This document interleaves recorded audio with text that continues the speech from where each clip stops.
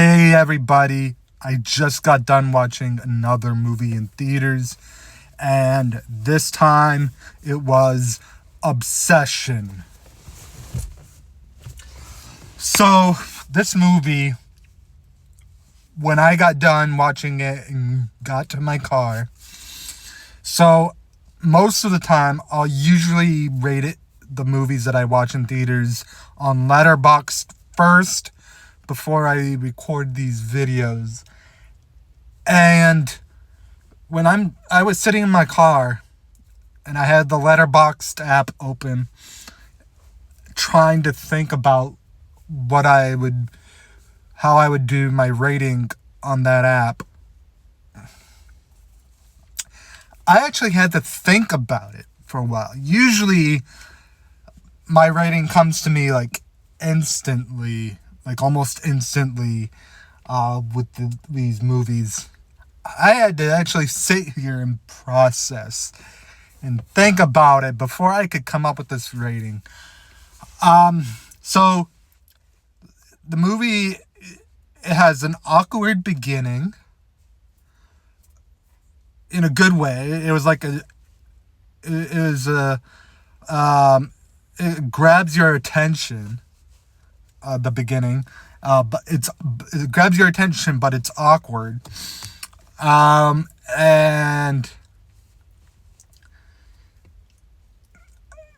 there wasn't a point at all during the movie where my attention drifted off at all or anything like that. Like the movie kept my attention the entire time. But it's so hard for me to put into words how I feel about this movie. It's like there's a in between that awkward but attention grabbing beginning, and then when he makes the wish. Because this movie's about a guy that makes a wish for a girl to have him as the love of her life. And it's a Blumhouse film. And you know, Blumhouse, all the stuff that they produce, it has some kind of horror, creepy aspect to it, right? But the time between that beginning scene and through a little bit after he makes the wish, it's like that part of the movie gives me 4-star rating vibes. But it's a movie that starts to get better as it goes on after a certain point of showing their relationship.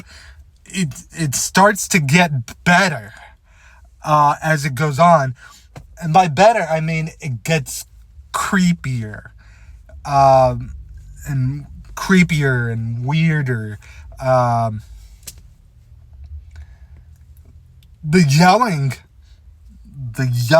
in that movie, and you know, and watching it in a movie theater, so that yelling was extra loud.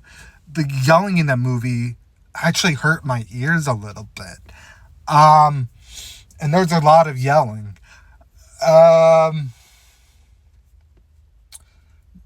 There was more awkwardness throughout the movie. There was some scenes that were kind of disturbing. Definitely some scenes that were creepy. The ending of the movie, super dark. Has a super dark ending. The end credits, the beginning to the end credits is very awkward.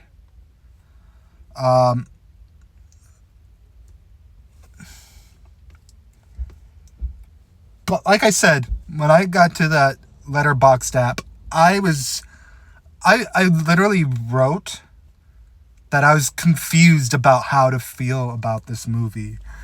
Because it's like, part of me had 4-star vibes, but then other parts of me had 5-star vibes. But I'm just really confused about how I feel about this movie. In the end, I'm going to give this movie 4.5 stars. And until my next video,